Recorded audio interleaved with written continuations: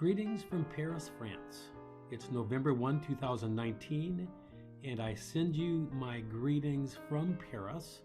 And in fact, I'm going to make my way back to California in a couple days and then on to Minneapolis to spend the holidays with my brother and his family from Minneapolis, and then another brother and his family from La Crosse, Wisconsin.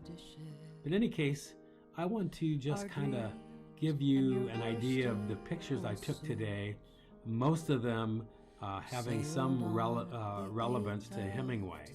Now, Hemingway lived in Paris from 1921 until 1928, right after he married his second wife, Pauline. But this is a picture I took today of the Eiffel Tower from the Montparnasse Tower in the district of Montparnasse, which is south of the Seine River. So actually that's a beautiful shot on a nice clear day. And in the background you have a beautiful song by Mary Chapin Carpenter called Mrs. Hemingway. And that song was dedicated really to not Pauline. Pauline was his second wife. This is Hadley Richardson, who was Ernest's first wife from 1921 until they were divorced in 1926. And I'm currently writing a book about Hemingway and his four demons. And of course, one of his demons I've identified to be his four wives. He had a hard time being true to one woman. And whenever he got a crush on somebody else, he had this puritanical Midwest inclination to want to marry them. He thought it was not right to be in love with a woman and not marry her. So hence his four marriages. This is a picture of Hemingway's flat. Right here is the entrance on 74 Rue Cardinal Lemoine.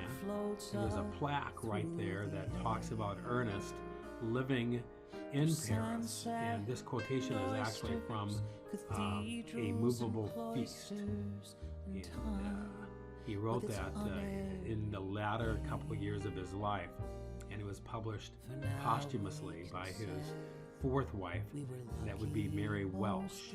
So here you have Hadley, here's Pauline, here's Martha, and Mary.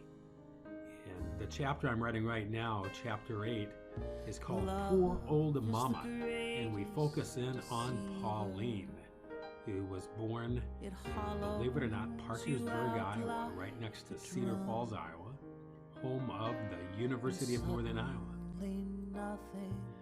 Hemingway's Paris. There's a great book, and I took this photo a few days ago, and it's not a clear one because of the lighting. But this book, Hemingway's Paris, is absolutely stunning in that it has over 90 black and white photographs of Paris. And the book I intend to write will also include several photos, because I'm of the opinion that a lot of people don't read long novels anymore, but they prefer to read books with distractions. If it's not a cell phone, well then maybe it's Instagram, or maybe it's a nice quality photo. Here's Saint-Sulpice. That's the church that after Hemingway got married to Pauline, he converted to Catholicism, and they actually lived right about there. I think it was 6 Rue Ferrou. That'd be 6 Rue de Ferrou, right here. And this is the Saint-Sulpice Church, south of the Seine River as well. Next slide. Beautiful picture here. This part of Paris is the Luxembourg Gardens.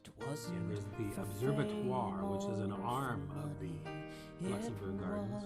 And right about down here is where Hemingway used to do a lot of writing at the Café La Closerie des Lilas. And up Montparnasse Boulevard, or Montparnasse, you would find the 3 main bars that Hemingway visited. One of them was Le Dôme, and beautiful today still. I've eaten dinner there. The other one was La Rotonde, and the third one was Le Select. And these were 3 very popular bars for American writers and artists in the 1920s during the roaring. Now, right around the corner from the dome is the Auberge de Nice, and I actually had dinner or lunch there today. But it used to be called the Dingo American Bar, and if you're a Hemingway fan, you know that F. Scott Fitzgerald and Hemingway first met at the Dingo in I think it was 1925, early 1925.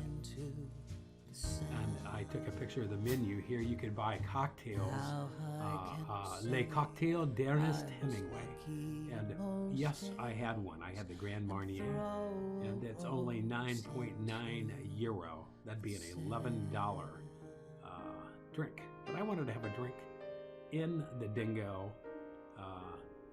from the bar there.